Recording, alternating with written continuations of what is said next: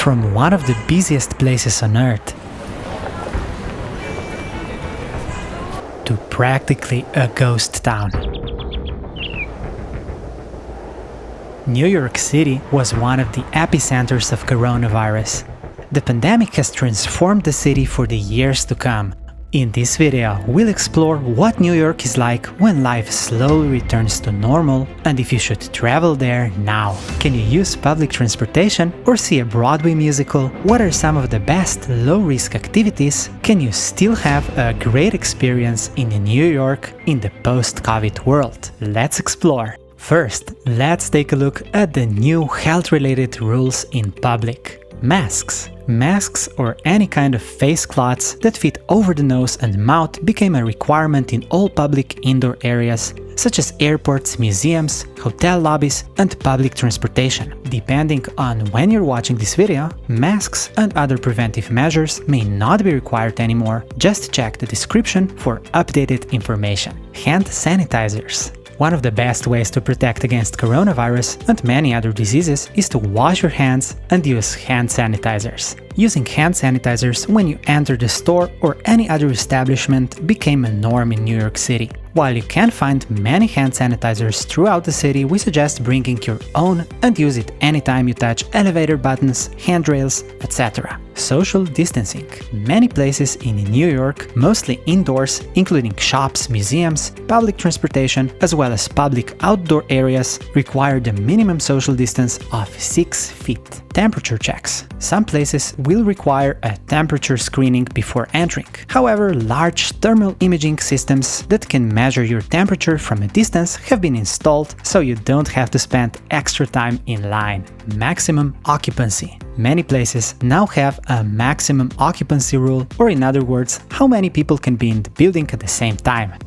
Can you use public transportation and how? New York's numerous transportation options make it easy to get around the city, and apart from the social distancing measures and health precautions, nothing significant has changed, so you'll still be able to get an Uber or ride the metro without major interruptions. Most lines operate regularly, although some timetables may be different. To be sure, always check Google Maps or a similar app to see updated real-life timetables. You are currently required to wear masks when using public transportation, and that includes Ubers. Subways, stations, and terminals are being cleaned every day, and hand sanitizers are available to the passengers. The best prevention you can take is to avoid crowds at all costs. Try using the metro during the off-peak times and wait for the next metro or bus that is less crowded. At some stations, there are also vending machines where you can purchase masks. Also, cash transactions at booths have been eliminated. Airports are also adapting to the new cleaning policies to ensure public safety, like maintaining 6 feet of distance between passengers. You're, for example, also expected to put your boarding pass on the scanner by yourself. COVID-19 has certainly changed how we eat and drink in public. It might be a while before we can experience the pre-corona restaurants and bars in New York. Some places have shut down or remained closed, and most local bars, shops, and restaurants have adapted their businesses to the new safety standards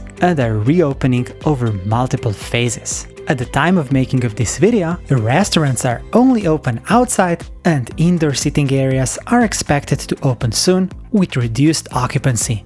Even restrooms may be closed. Most of the places that remain open have set up sitting areas on the sidewalks to create the best possible experience in these new circumstances. In the outdoor areas, you must be at least 6 feet from another table or a seat, and if that's not possible, there is a plastic divider between the tables. Although there is an official recommendation on wearing masks while you're seated, very few restaurants enforce this regulation. Usually, people wear masks just until they are seated. Also, restaurants and bars cannot serve alcohol unless you purchase food too. Some restaurants and bars sell the so-called drinks to go, but they can only be sold with a takeout order. Let's look at how the coronavirus has changed lodging and accommodation in New York City. While many hotels are closed, and some will probably remain closed even after the pandemic, there are still many that are open. And don't worry, the standards and the newly imposed protocols for cleaning and disinfection in New York are in place. For instance, daily room cleaning and disinfection is now required, and the cleaning is now deeper and longer. If you want to be on the safe side, you can stick to the well-known hotel chains that follow strict in-company procedures. If you have any questions, contact your accommodation in advance. Currently, you're required to wear masks in the common areas, such as the lobby and the elevator, and some guests are required to fill out a traveler health form. And just a quick tip, since we never know what's going to happen, we suggest reserving accommodation with a cancellation option. Check out our video on things to know before you visit New York, where we cover accommodation and other practical information. Coronavirus has also changed how we make our payments. The new preferred payment method is contactless payment, mostly because it requires less or no physical contact. Businesses in New York have quickly adapted and accept contactless credit cards and Apple Pay. Objects that other people touch regularly carry higher risks of contracting the virus. That includes ATMs, payment terminals, etc., so we suggest using contactless payments whenever you can. To avoid additional risk, you can also prepay your accommodation using services like Airbnb and Booking.com to avoid any unnecessary contact when staying there.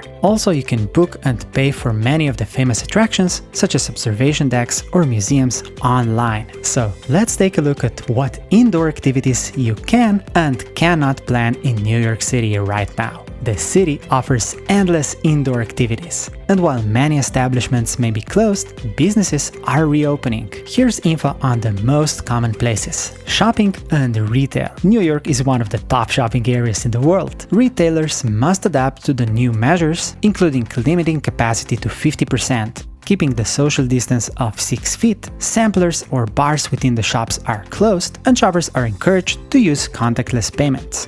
Museums. There is a 25% maximum occupancy at museums and other related venues. You should maintain the 6 feet social distance and buy tickets online whenever possible. Group tours are available inside the museums, but have to follow the strict gathering requirements at all times. At the time of making of this video, the Statue of Liberty is open, except for indoor areas, and the Statue Cruises, the only official cruise provider that takes you to the island, is operating and following strict safety measures. Observation decks. New York City is famous for its skyline and its impressive observation decks. Top of the Rock on the Rockefeller Center, Empire State Building, The Edge, and One World Observatory are currently open with all the safety measures in place. Movies and Broadway shows. Movie theaters remain closed indefinitely because, according to the New York governor, cinemas are less essential and come with a higher risk of virus transmission. And if you're planning to attend a Broadway show, unfortunately, they are not coming back until 2021. Always check Google and the official website for current opening hours and other information, and know that sometimes even that information may be incorrect. And here comes the fun part. The outdoor activities. There is an array of unique activities you can enjoy outdoors where COVID risk is substantially lower. You can see and experience much of New York from just visiting the outdoors. Here are some great ideas. Parks. New York City is home to hundreds of parks and recreation areas like the world-famous Central Park in Manhattan or Prospect Park in Brooklyn. Parks and restrooms within the parks are now open. Visit one of the amazing smaller parks spread throughout the city, such as Bryant Park, Washington Square Park, and many others. Visit the 9/11 Memorial, located precisely where the World Trade Center towers once stood. Walk around the charming neighborhoods like Little Italy, once a large settlement of Italian immigrants and a known mobster meeting place,